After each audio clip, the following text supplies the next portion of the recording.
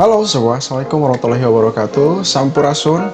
Bertemu dengan saya Rio Abdian Syamurda di sini, dan sekarang saya akan menampilkan salah satu video pembelajaran terkait struktur anatomi kayu yang saya ajarkan pada mahasiswa program studi rekayasa kehutanan Institut Teknologi Sumatera tahun 2019 ya, angkatan 2019. Untuk itu, selamat menyaksikan dan mudah-mudahan ilmunya bermanfaat dan dapat dimengerti oleh teman-teman sekalian.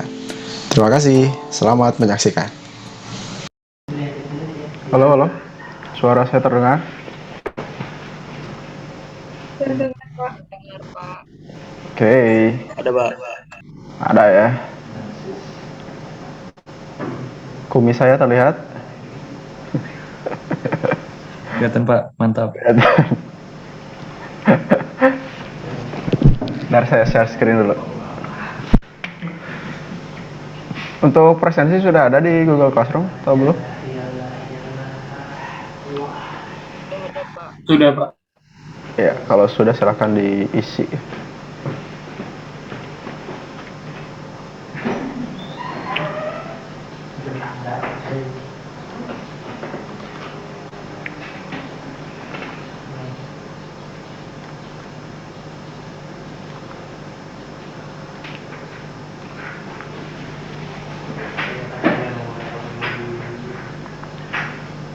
Oke, saya buka ya. Bismillahirrahmanirrahim. Assalamualaikum warahmatullahi wabarakatuh. Selamat pagi semuanya. Waalaikumsalam warahmatullahi wabarakatuh. Selamat Pagi, Pak. Iya, pada pagi hari yang begitu cerah ini, kita akan mempelajari mata kuliah struktur anatomi kayu. Terutama kita akan lebih membahas secara mendalam terkait anatomi hardwood, ya. Nanti di pertemuan selanjutnya baru kita akan bahas anatomi softwood dan juga palmwood. Jadi untuk sekarang kita bahas yaitu struktur anatomi dari hardwood atau kayu berdaun lebar, ya, kayu daun lebar. Nah, sekarang saya sudah ada di hadapan teman-teman menggunakan advanced share screen ya. Jadi kita bisa lebih interaktif mungkin ke depannya. Nah, kita lanjutkan struktur anatomi hardwood dengan capaian mata kuliahnya seperti ini, yaitu mahasiswa nantinya mampu menjelaskan pengertian dari keempat sifat dasar material hasil hutan subcapaiannya. Setelah mengikuti kuliah ini, mahasiswa mampu menjelaskan struktur anatomi sel-sel penyusun kayu daun lebar, kayu daun jarum, dan juga palmwood. Tentu palmwood di sini nantinya itu ada bambu, ada juga sawit, batang kelapa sawit, dan juga rotan ya. Oke, selanjutnya kita masuk ke materi utama kita.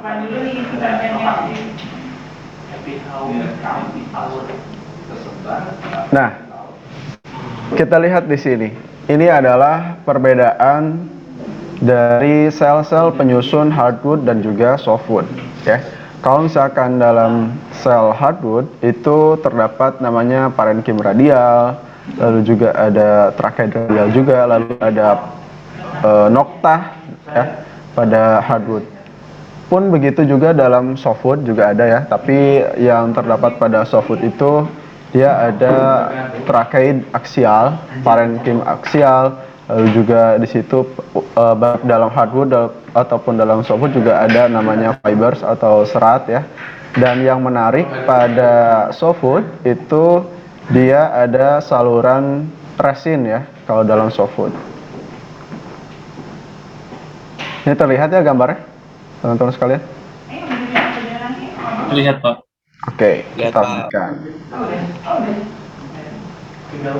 Nah, kalau misalkan kita bicara terkait hardwood nih ya, hardwood itu lebih kompleks. Bagian-bagian dalam kayunya itu lebih kompleks dan lebih heterogen dibandingkan softwood. Kalau softwood tuh lebih homogen atau lebih setiap selnya itu hampir sama gitu.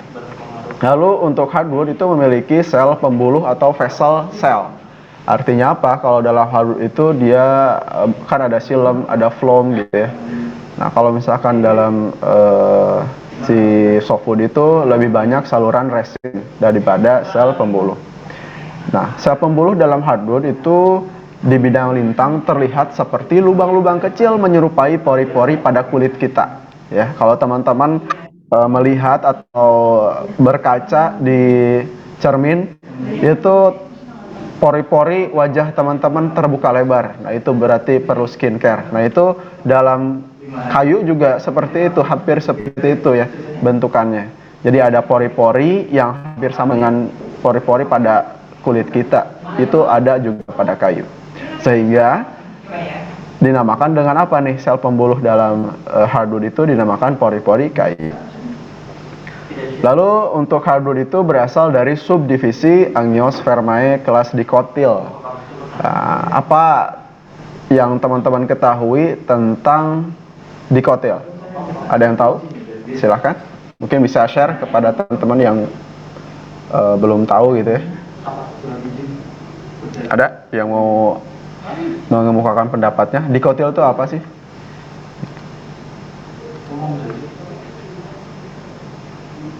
Dicotyl. Biasanya ada dicotyl, ada apa lagi? Monokotil, Pak. Ada monokotil. Kalau dicotyl apa, Ridwan? Yang Ridwan ketahui lah. Tapi dikotil itu biji berkeping 2, Pak. Oh iya, betul. Terus, oke, cukup dulu Ridwan. Terus siapa lagi ya? Joy Vincent ada?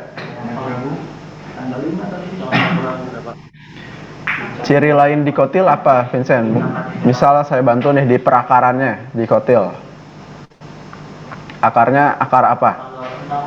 Kalau dikotil. Jenis akarnya. Akar? Akar tunggang, Pak. Betul sekali, akar tunggang ya. Kalau monokotil dia akar serabut. Nah, terus siapa lagi ya? Satu lagi deh. Lutfia Nurul ada? Lutfia? Coba. Iya. Dari daunnya, pertulangan daun, Lutfia. Yang dikotil itu, saya kasih pilihan deh. Dia menyirip atau menjari? Menyirip atau menjari? Iya betul, kayak gitu. Naik kereta kencana gimana? Ada jaminan refund 100%. Maaf Pak, tulang daun itu menjari sama menyirip Pak. Oh, pakai itu. Pilihan. Iya, sama aja itu ya. Satu lagi apa kalau dikotil? Jajar melengkung Pak. Tapi kalau sampai udah Melengkung. Melengkung bukannya ini ya, monokotil ya? Ya Anissa. kan tadi Bapak itu ngasih pilihan kan menjari apa menyirip. Sedangkan di konten itu kan dua-duanya Menyirip Pak. menjari emang dikotil ya? Salah saya berarti. Berarti gimana Lutfia untuk dikotil? Pertulangan daunnya seperti apa? Menyirip dan menjari. Oke, sip. Ya. Jadi kalau misalkan dikotil itu tadi ciri-cirinya yang pertama akarnya tunggang. Lalu dia berkeping 2 ya bijinya. Lalu untuk pertulangan daunnya menyirip dan menjari. Gitu. Dan itu adalah ciri-ciri dari kayu hardwood ya, kayu dari pohon hardwood. Berasal dari subdivisi Angiospermae dan juga kelas Dicotyl. Oke, sudah jelas, kita lanjutkan. Nah, ini adalah tampilan dari contoh-contoh pori-pori kayu di bidang lintang ya. Muka saya tidak menghalangi kan? Saya kecilin. Nah, bisa dilihat ini adalah contoh-contohnya. Menarik sekali kalau kita lihat. Ini tuh dari kayu-kayu yang berbeda ya teman-teman. Kayu-kayu berbeda. Ini yang paling punya ciri khas yang di kiri bawah. Teman-teman tahu itu kayu apa? Oh, aku pakai itu aja, aku pakai yang Kiri bawah? cuma sejam doang. Ya ini nih. Di situ. Yang ini. Maksudnya nggak lama aku. Apa? Ada yang tahu? Kalau ada yang tahu nih keren nih. Kayaknya pernah saya bahas soalnya di minggu-minggu pertama dan kedua anatomi kayu. Ada yang tahu ini apa? Tidak ada? Tidak ada? Nggak ada ya kayaknya. Nggak ada pakainya. Ini tuh kayunya kayu merbau ya. Bisa dilihat ini kayu merbau. Ini ciri khasnya dia seperti UFO ya. Punya sayap gitu si pori-porinya. Menarik. Nah, kita lanjutkan, dan ini adalah contoh-contoh tampilan dari pori-pori kayu hardwood tentunya di bidang lintang.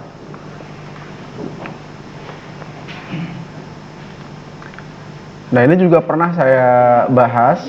Jadi untuk elemen-elemen penyusun hardwood itu pada bidang longitudinal, susunan sel prosenkimatosnya itu ada sel pembuluh atau pori, ada sel trakeida juga. Trakeidanya itu ada trakeida fasisentrik, ada trakeida vaskuler.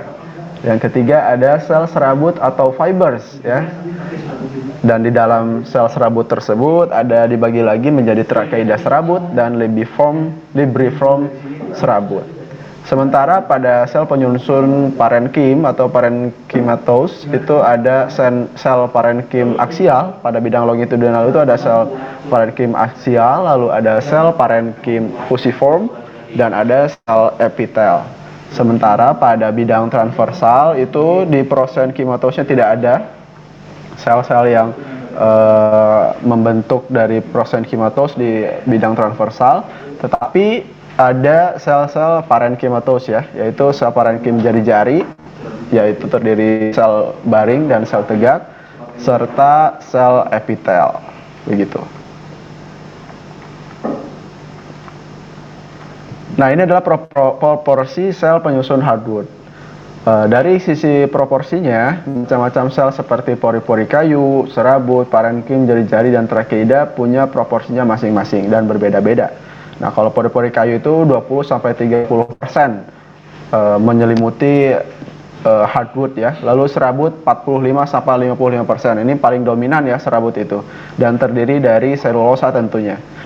Serabut. Lalu pada hardwood parenkimnya 5-10%, sel jari-jarinya 5-15%, lalu sel trakeidanya hanya 5% saja. Sementara nanti kalau di softwood itu trakeidanya cukup tinggi ya. Nah, kita lihat di sini elemen sel penyusun hardwood. Pada huruf A sampai I ya. Di huruf A itu dekat ke empulur ya. Ini tuh sel cambium inisial fusiform ya. Lalu juga di B itu springwood vessel element atau sel vessel pada springwood, atau springwood itu yang memang masih muda kayunya. Lalu C dan D ini adalah summerwood, artinya sudah masuk ke kayu yang dibentuk pada musim panas ya. Lalu ada strand atau juga di sini strand of longitudinal parenkim pada bidang longitudinal. Lalu ada parenkim fusiform ya pada huruf F ini. Lalu ada trakeida vaskular dan ada juga trakeida fasisentrik, serta ada fiber itu pada huruf I ini ya. Nah, seperti itu. Nah, ini adalah macam-macam sel dan tanda-tanda penting pada hardwood. Kita bahas mulai dari pori-pori kayu. Kalau pori-pori kayu itu sel yang bentuknya menyerupai tabung ya. Teman-teman kalau misalkan bayangkan di dalam kayu itu ada tabung yang terpisah-pisah, tersekat-sekat. Nah, itu merupakan pori-pori. Nah, di mana kedua ujungnya itu terbuka ya, dan memiliki struktur yang menonjol. Sedangkan dindingnya bernoktah. Jadi pada pori-pori kayu itu dia itu punya dinding. Nah, dinding itu pada tabung tersebut ada dinding yang menyelubungi si pori-pori kayu tersebut. Nah, di dindingnya ini ada noktah. Noktah ini semacam jendela gitu ya. Nanti dari jendela tersebut bisa keluar masuk air, ibaratnya dari satu pori ke pori yang lainnya atau satu sel ke sel yang lainnya. Gitu. Jadi pertukaran cairan nantinya. Dan mengalami penebalan spiral. Jadi ada suatu penebalan dinding pada pori-pori kayu yang membentuk pola spiral seperti itu. Fungsi utamanya apa sih? Fungsi utamanya adalah penyalur air dan hara mineral dari dalam tanah, yaitu melalui akar ke pucuk atau ke daun. Artinya ini hampir sama sebagai jaringan pengangkut ya si pori-pori kayu itu.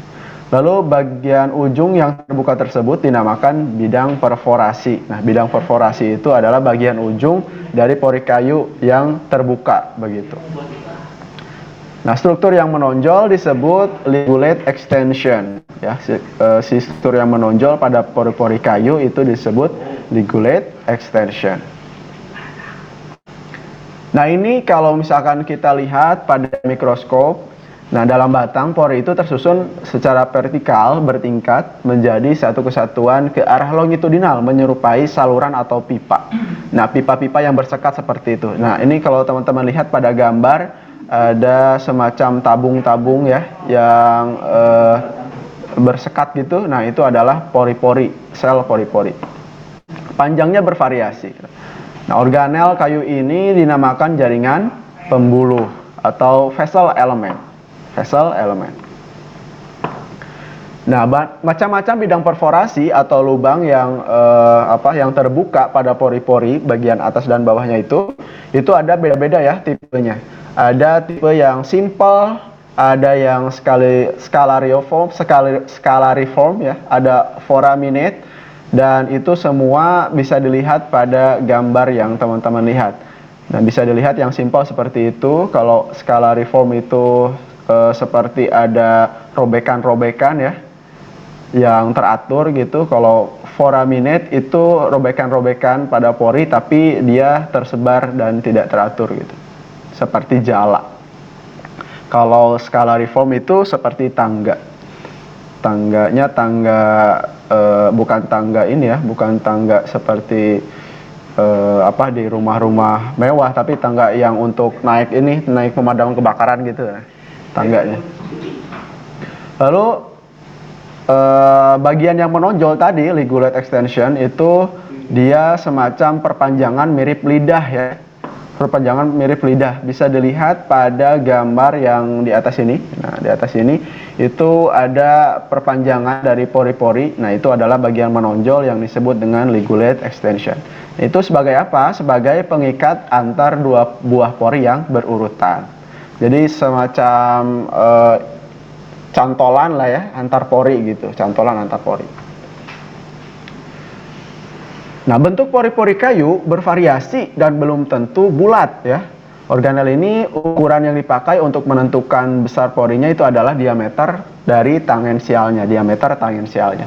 Nah, diameter tangensial berkisar antara 40 sampai 400 mikrometer. Nah, ini pernah saya bahas, kalau misalkan kurang dari 100 mikrometer diameter tangensialnya, berarti pori tersebut kecil, teman-teman, dan tekstur kayunya pasti akan halus. Kalau diameter tangensialnya 100 sampai 200 mikrometer, pori dan tekstur kayu itu sedang, dirasakan sedang. Lalu kalau misalkan diameter tangensialnya itu lebih dari 200 mikrometer, itu porinya disebut pori yang besar dan teksturnya akan kasar. Nah, makanya kalau misalkan teman-teman lihat atau bedakan antar kayu ya, yang pori-porinya besar-besar, yang gede-gede pori-porinya itu cenderung tekstur kayunya akan kasar gitu. Nah, panjang dan frekuensi pori-pori kayu atau jumlah sel per milimeter kuadratnya itu tergantung pada jenis kayunya. Jadi biasanya panjangnya sekitar 200 sampai 1000 mikrometer itu pori-pori kayu dengan frekuensi yang bervariasi.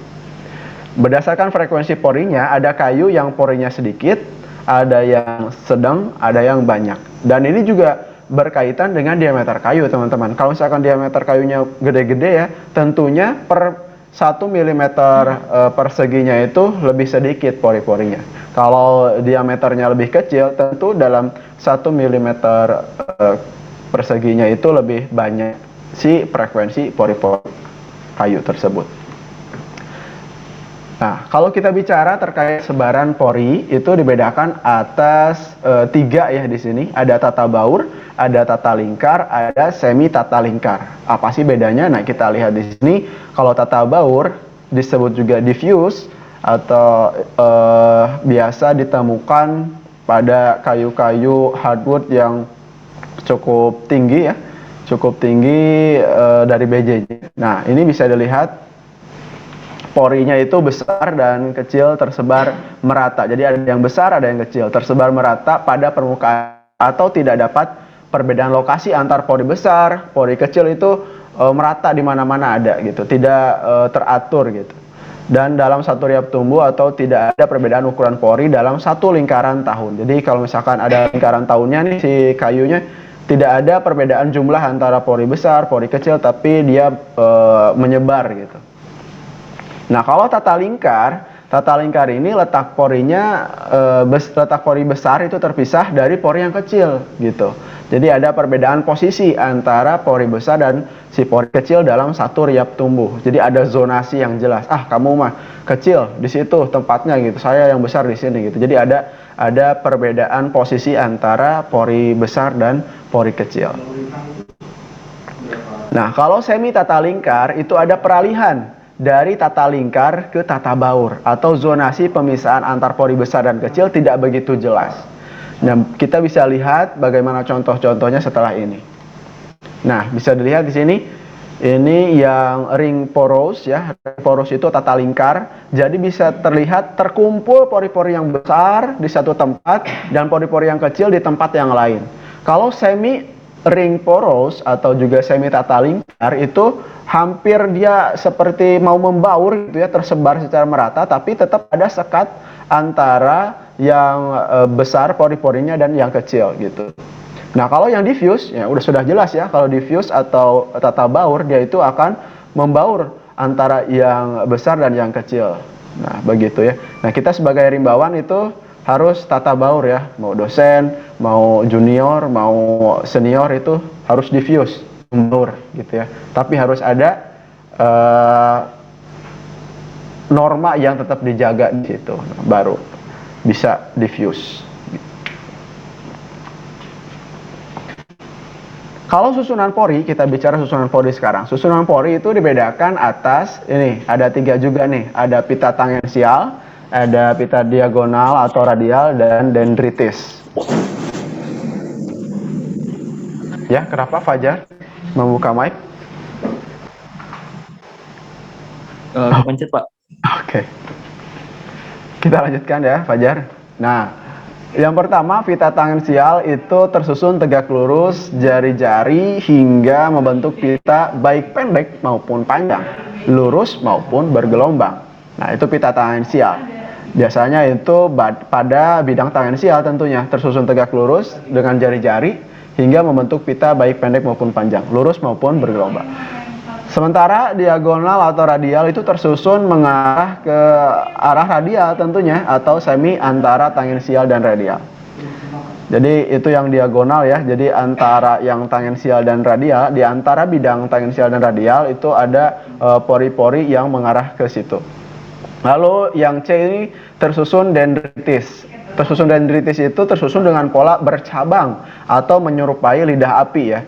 Lidah api kan dia seperti berliuk-liuk seperti itu. Nah, dia menyerupai lidah api, tersusun dendritis disebutnya.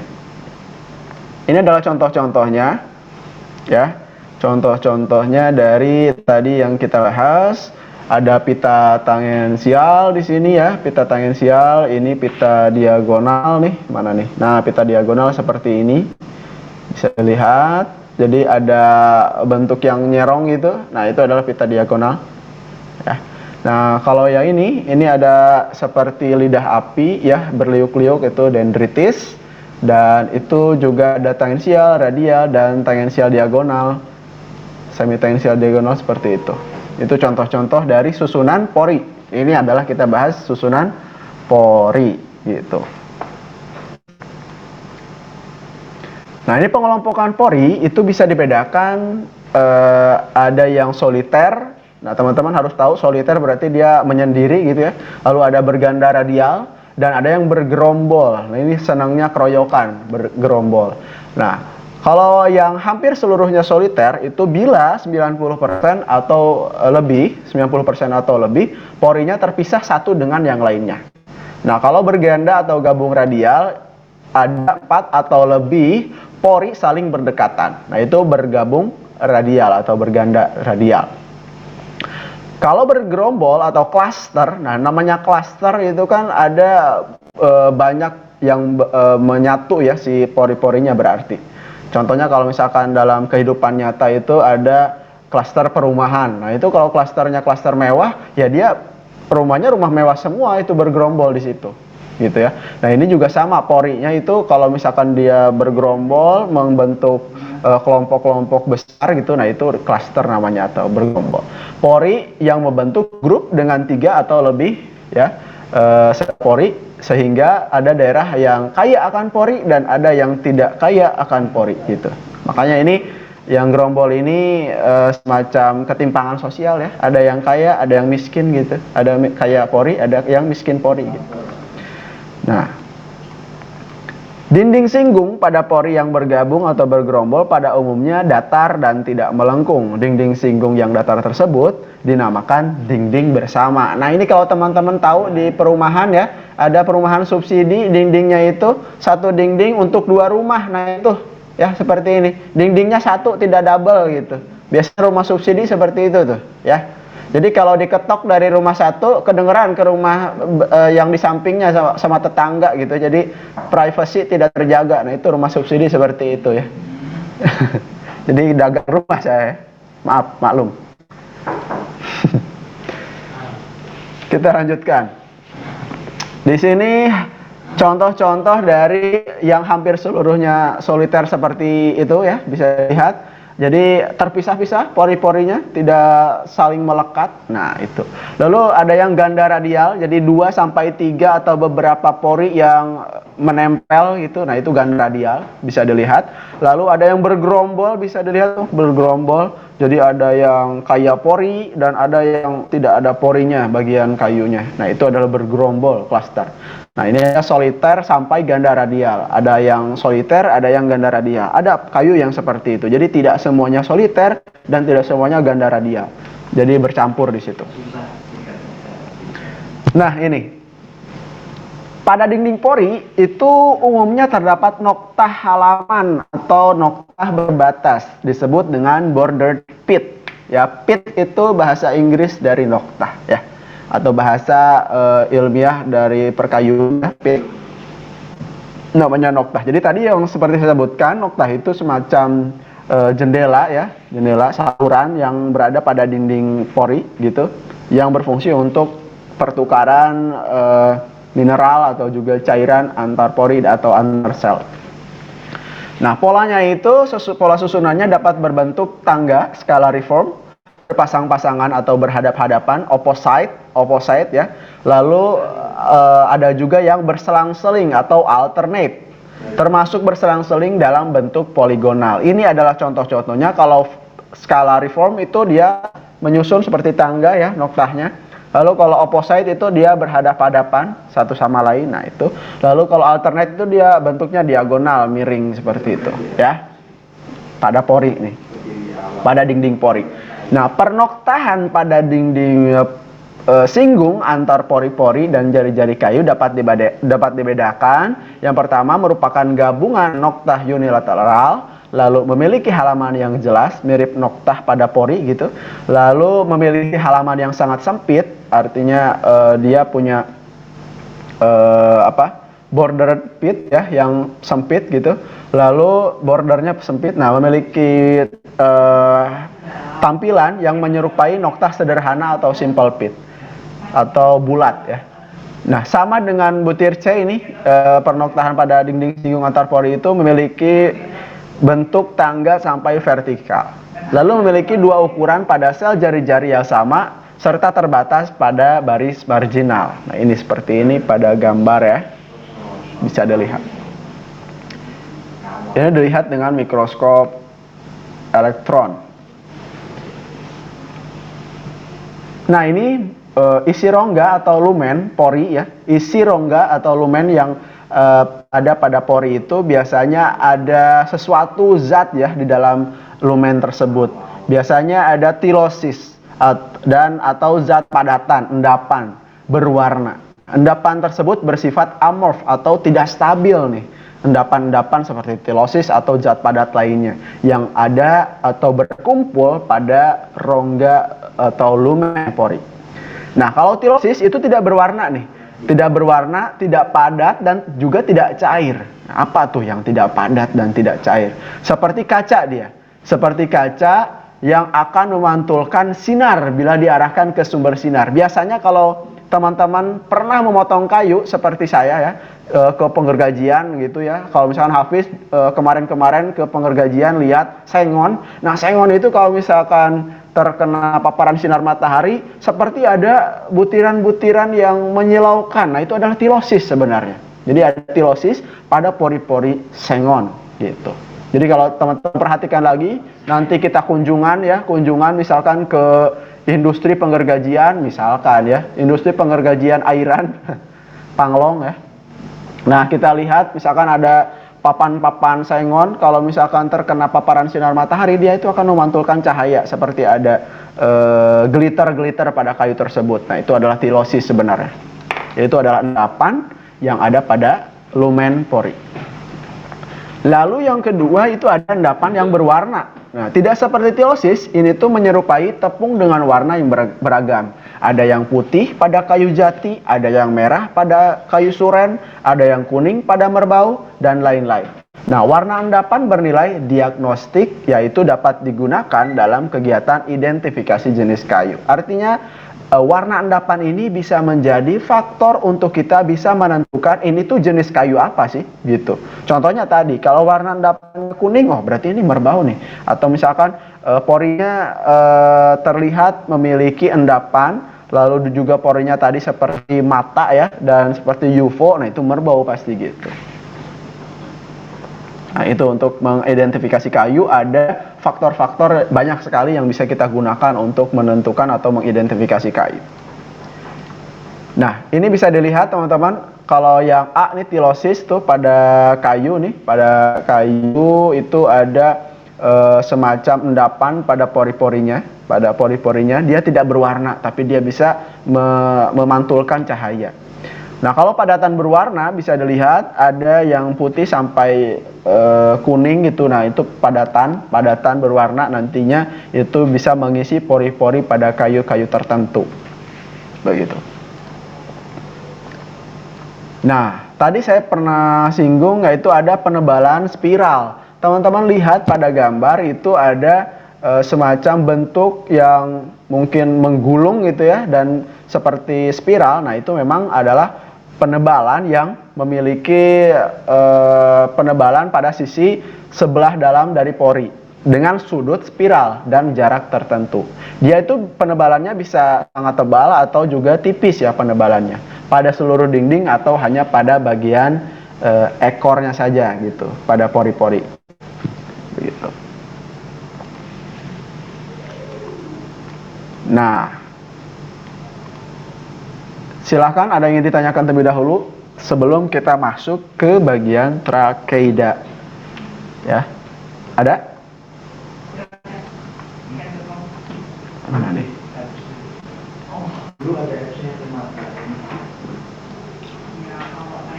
Belum, Pak. Belum, Astri belum. Enos, ada Enos? Enos hadir kan Enos? Belum ya, tapi hadir ya. Terus siapa lagi? Roja hadir, Roja. Wah, kemana nih Roja nih? Kekenyangan. Hadir, Pak. Nah, hadir. Sudah sarapan? Sahur, Roja? Sudah, Pak, tadi Pak. Tadi jam 7. Enggak dong. Enggak ya? 3, Pak. Sudah lapar lagi belum? Belum, Pak, masih kuat. Oh, siap. Ya, kita masuk ke trakeida ya. Nah, trakeida dalam hardwood. Nah, ini kita bahasnya hardwood nih, jangan melenceng kemana-mana ya. Ini trakeida pada hardwood.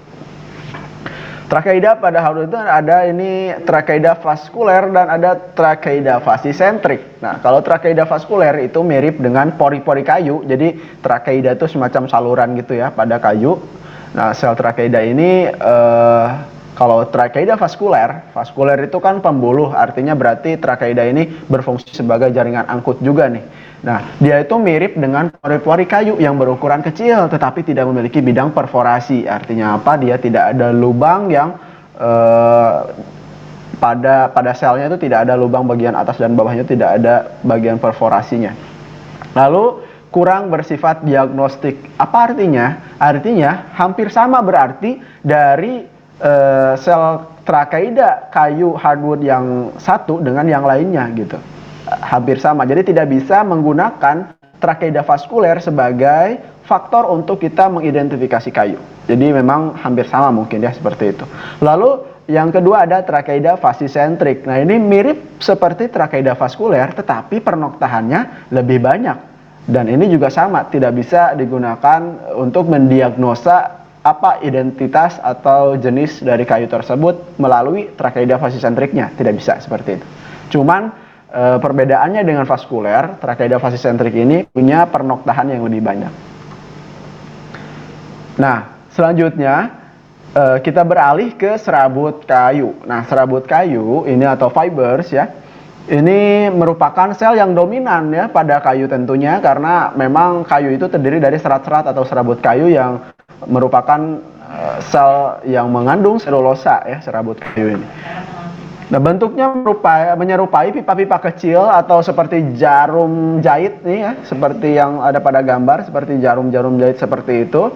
Dan dia seperti pipa kecil juga. Fungsi utamanya adalah sebagai penyedia tenaga mekanis agar batang pohon dapat tegak dengan sempurna. Nah, makanya kita bisa simpulkan bahwa memang si serabut kayu inilah yang mengandung selulosa paling banyak di antara sel dinding penyusun dinding sel kayu gitu ya. Karena memang si serabut kayu ini menjadi penyedia tenaga mekanis agar batang pohonnya itu bisa tegak dengan sempurna. Dan si sel atau serabut kayu ini itu juga sama, tidak bisa menjadi faktor untuk mengidentifikasi kayu atau kurang bersifat diagnostik. Bagaimana cara membedakannya? Nah, ini ada beberapa perbedaan antara serabut trakeida dan juga serabut libriform.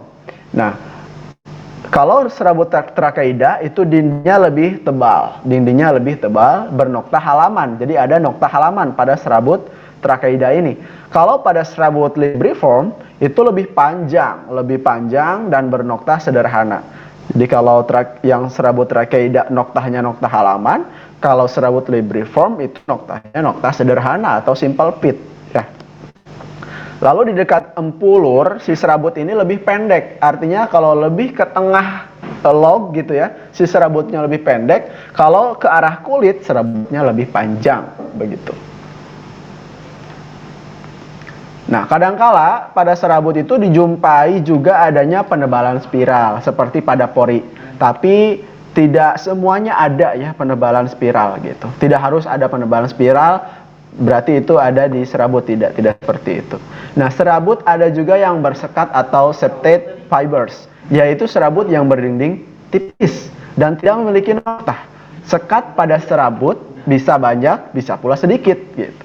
Serabut bersekat itu sama dengan serat bersekat. Nah, ini bisa dilihat pada gambar yang ditunjukkan dengan panah merah, itu adalah serat bersekat atau serabut bersekat. Nah, kalau bersekatnya banyak bisa dilihat pada gambar paling atas, sekatnya banyak gitu ya, serabut. Padahal itu satu serabut tapi dia bersekat-sekat gitu. Nah, kalau bersekat sebagian seperti di bawah itu, nah itu ada yang bersekat, ada yang tidak gitu serabutnya. Jadi macam-macam ya, namanya kita bahas tentang organisme hidup ya pasti sangat bervariasi. Ada yang bersekat, ada yang enggak, ada yang homogen, ada yang heterogen gitu. Nah, ini adalah penebalan spiral pada sel serabut. Bisa dilihat ada bentuk spiral ya yang terjadi penebalannya di situ. Nah, itu kita lihat ini menggunakan mikroskop elektron. Jadi sangat jelas terlihat ya bentukannya. Nah, kalau kita bicara tebal tipis dinding serat, yang pertama ada yang sangat tipis Jika apa? Jika diameter lumen pada seratnya itu lebih besar atau sama dengan 3 kali dari 2 kali tebal dinding serat. Wah, ini ribet juga ya. Jika diameter lumen lebih dari atau sama dengan 3 kali dari 2 kali tebal dinding serat. Jadi patokannya itu dinding serat, tebal dinding serat. Paham?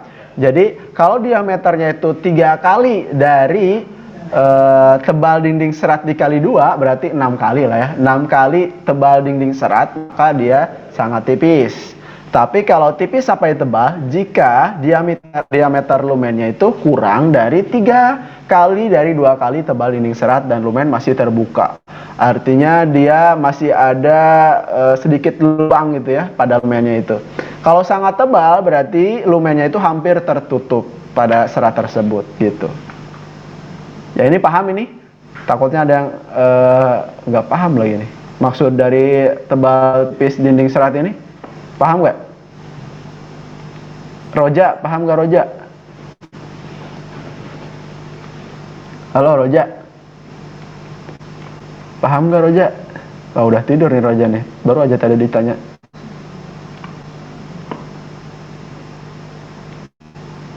Ridwan, gimana Ridwan? Paham nggak yang ini? Mungkin bisa diulang penjelasannya. Jadi gini, kita bayangkan pada serat itu ada rongga di dalamnya, ya kan? Ada lumen, ada rongga. Nah, rongga itu kan dia kalau misalkan kita potong nih serat nih, kita potong. Teman-teman kalau bayangin itu tahu apa ya? Telur gabus gak? Telur gabus, kue telur gabus. Nah, serat misalkan seperti itu, ya. Kita bahas makanan nih. Nah, serat seperti itu kan, kayak telur gabus. Kita potong tuh telur gabus di tengah. Nah, itu kan ada rongga di dalam telur gabus itu. Nah, bayangkan itu adalah serat. Nah, rongga di dalam serat tersebut, lumen, itu ada diameternya kan. Nah, kalau diameternya itu lebih dari penebalan dari tebal dinding seratnya 3 kali sampai 6 kali lebih tebal, diameternya itu lebih besar dari tebal dinding serat, maka dia itu tergolong dinding seratnya sangat tipis. Artinya si diameter lumennya, diameter rongganya itu lebih besar daripada dindingnya gitu loh.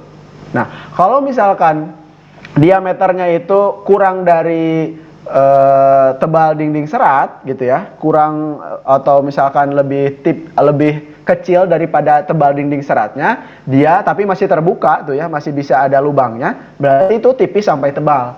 Tapi kalau misalkan diameter lumennya itu sampai hampir tertutup gitu ya, tidak ada lubang, tidak ada rongga di dalam seratnya itu, berarti dia dinding seratnya itu sangat tebal begitu.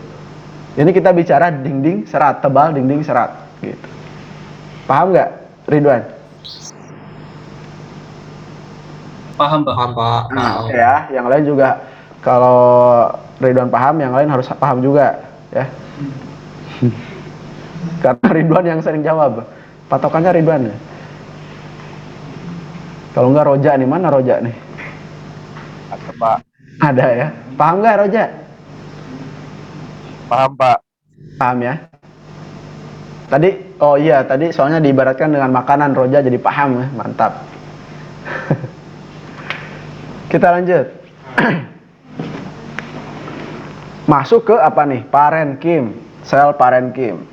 Nah, dalam parenkim, dalam hardwood itu ada namanya parenkim aksial, pada bidang aksial tentunya. Nah, parenkim aksial ini adalah sel yang berdinding tipis, 4 persegi, yang pada dindingnya terdapat nokta sederhana atau simple pit dan berfungsi sebagai jaringan penyimpan cadangan makanan. Nah, sekali lagi si parenkim aksial ini adalah jaringan yang berfungsi untuk menyimpan cadangan makanan, dan dia itu bentuknya persegi 4 gitu ya, dan dindingnya terdapat nokta sederhana. Dibedakan atas apa nih? Satu apotrakeal, tidak bersinggungan dengan pori. Ada paratrakeal bersinggungan dengan pori, dan ada yang berbentuk pita atau marginal atau batas ya. Kebanyakan tidak menyinggung pori, namun ada yang menyinggung pori juga gitu. Jadi ada apotrakeal yang tidak bersinggungan sama sekali dengan pori, ada paratrakeal bersinggungan dengan pori, pori-pori kayu gitu ya. Ada yang berbentuk pita atau pita marginal atau pita batas yang kebanyakan tidak menyinggung pori, tapi ada yang menyinggung pori. Nah, tidak semua kayu punya parenkim aksial, ada yang hanya sedikit parenkimnya. Jadi parenkim aksial ini hanya terdapat pada kayu-kayu tertentu juga ya.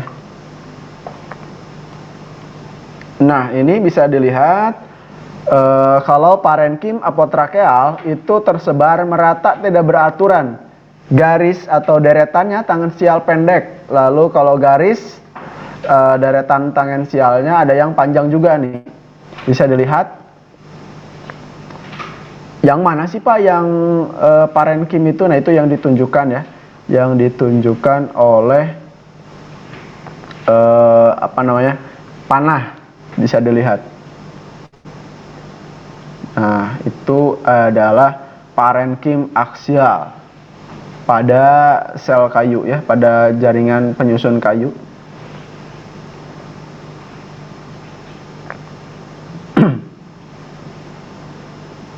Ini kalau teman-teman lihat itu sebenarnya yang ini nih, yang dari atas ke bawah ini. Gimana saya nunjukinnya ya, pakai jari deh. Nah, ini nih. Ini nih yang panjang nih dari atas ke bawah. Mana sih? Nah, ini jadi atas ke bawah. Nah, itu adalah parenkim aksial. Nah, ini kalau lebih gede lagi di zoomnya, nah seperti ini teman-teman. Ya, si parenkim itu.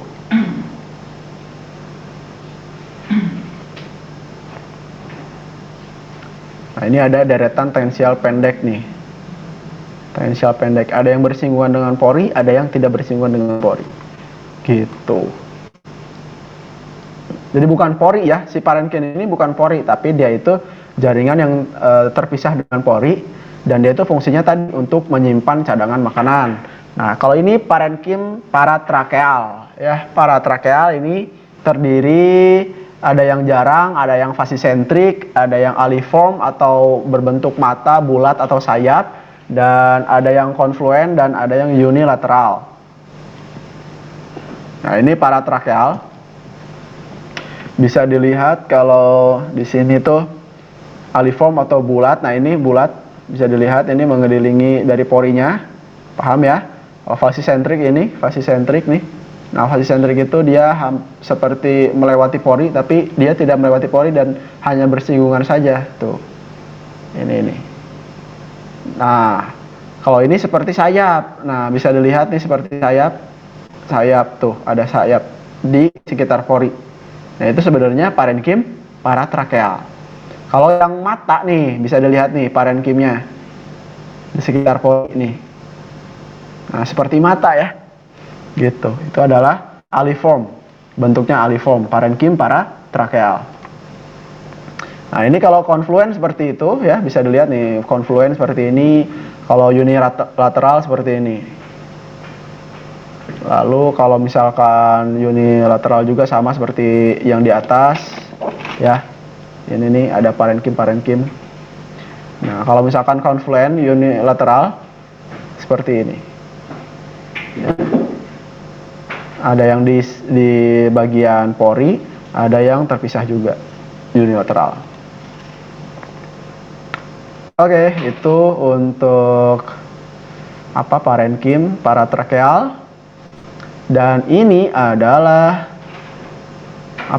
parenkim bentuk pita. Nah, ini terdiri dari parenkim yang tipis 1 sampai 3 sel ya. Lalu ada yang tebal lebih dari 3 sel, ada yang jala dengan jarak yang teratur, jadi bentuknya seperti jala gitu. Lalu ada yang berbentuk tangga atau scalariform, ada yang berbentuk marginal pada batas lingkar tumbuh dan lebih lebar biasanya. Ini contoh-contohnya nih ya.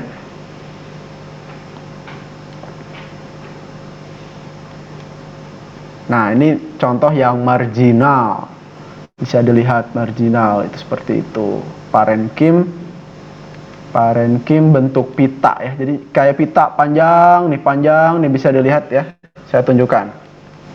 Nah, ini yang panjang ini yang terpisah dari pori ya.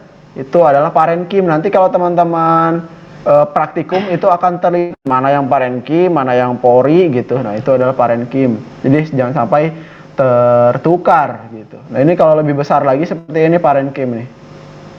Bentuknya pita panjang dari sisi satu ke sisi lainnya memanjang gitu.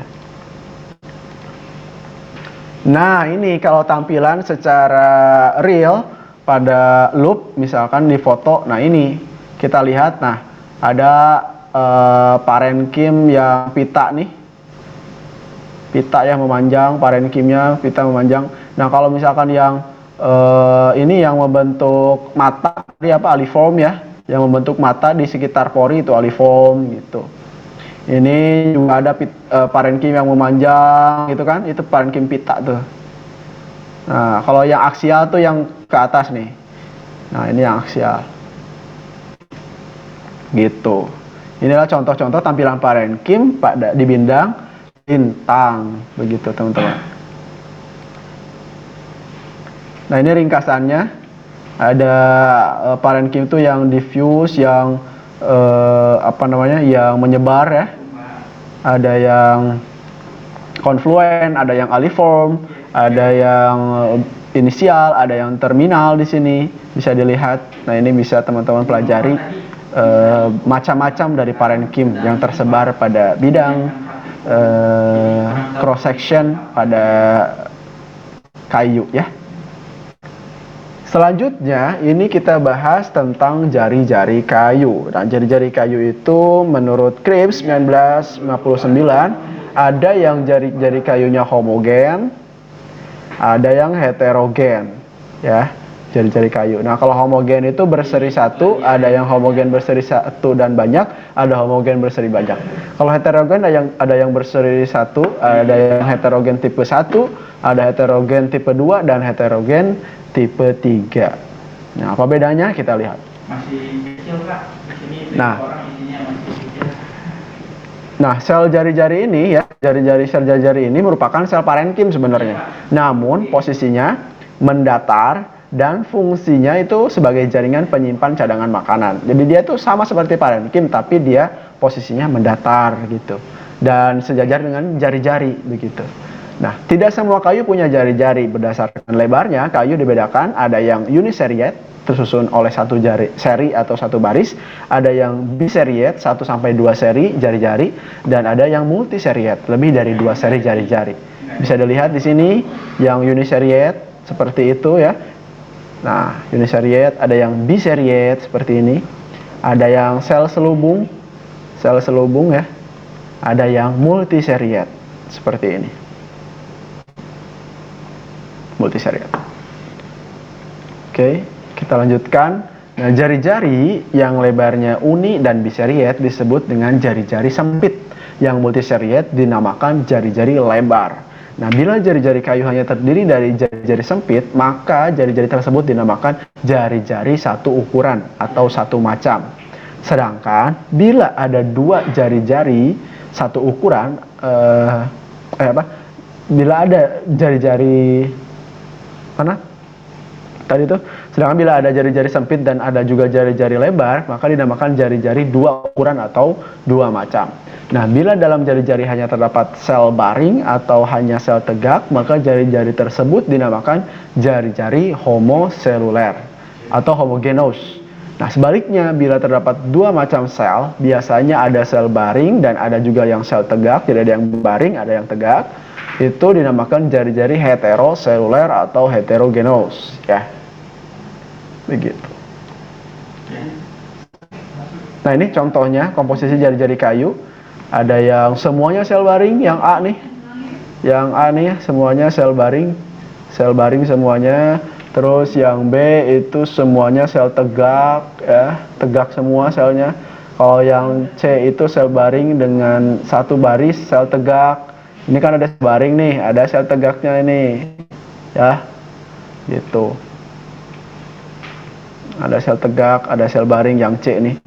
Terus atau sel yang bujur sangkar. Kalau yang D itu sel baring dengan 2-4 baris sel tegak atau bujur sangkar. Nah, ini yang mana sih saya nunjuknya? Nah, ini nih. Ini ada 2-4 baris sel tegak atau bujur sangkar. sementara sisanya sel baring. Lalu yang E itu sel baring dengan lebih dari 4 baris sel tegak atau bujur sangkar. Nah ini sel baring tapi ada bujur sangkarnya banyak nih, lebih dari 4 baris. Lalu sel campuran sel baring dan sel bujur sangkar pada F. Nih, ini campuran nih, mana nih saya tunjuk? Nah ini campuran, ada yang sel baring, ada yang sel tegak gitu. Ya. Nah, penyusun dari jari-jari kayu itu apa sih, Pak? Nah, penyusun jari-jari kayu itu dapat dibedakan antara lain yang tadi itu sel baring, sel yang sumbu panjangnya tegak lurus sumbu batang. Ada sel tegak, sel yang sumbu panjangnya sejajar dengan sumbu batang. Jadi kalau misalkan Kalau misalkan ini sumbu batang nih, ini sumbu batang. Nah, ini sel tegak ini, kalau ini sel baring ya, gitu. Karena dia tadi antara apakah dia sejajar atau tegak lurus. Sel bujur sangkar itu ukurannya tinggi dan panjangnya seragam. Jadi dia seperti kotak ya. Seperti kotak itu bujur sangkar. Kalau sel selubung yang menyelimuti sel-sel penyusun jari-jari. Di dalam jari-jari terdapat kristal, biasanya berupa kalsium oksalat, dan silika, biasanya berupa silikon dioksida. Jadi dalam jari-jari itu terdapat suatu komponen, yaitu kristal, kalsium oksalat atau silika, ya, silikon dioksida. Nah, ini adalah bentuk-bentuk kristal di dalam sel jari-jari kayu. Ya, ditemukan di dalam sel parenkim aksial, parenkim rantai, atau dalam sel serabut. Ini seperti ada kristal ya, bisa dilihat pada gambar.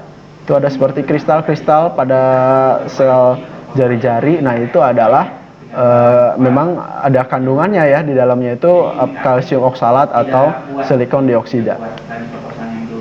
Nah, yang pertama itu ada romboidal berbentuk prisma segi banyak. Jadi prisma segi banyak nih, prisma segi banyak. Itu romboidal.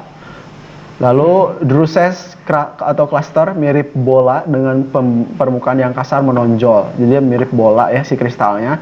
Lalu ada yang rapides berbentuk batangan pendek yang mengelompok ya. Batangan pendek mengelompok seperti ini. Nah, itu ada batangan pendek mengelompok. Lalu ada akikular berbentuk jarum-jarum tunggal, gitu seperti jarum-jarum tunggal. Lalu ada yang kristal sen atau mikrokristal menyerupai butiran pasir, dan ada yang kristal panjang dengan ukuran yang runcing elongate dan dengan ujung runcing atau dasar stiloid. Itu contoh-contohnya pada gambar bisa dilihat.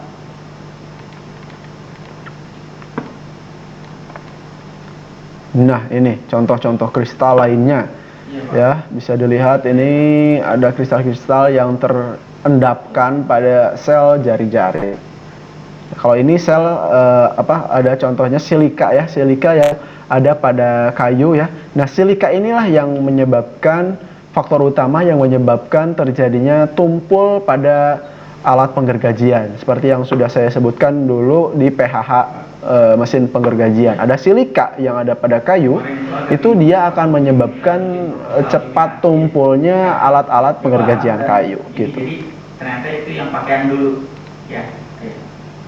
Nah, di dalam jari-jari juga terdapat sel minyak atau oil cell atau juga cylinder mucilage cell yang tergantung isinya. Kedua sel ini dapat berhubungan dengan sel parenkim atau sel serabut. Ini ada minyak-minyak ya pada si jari-jari tersebut.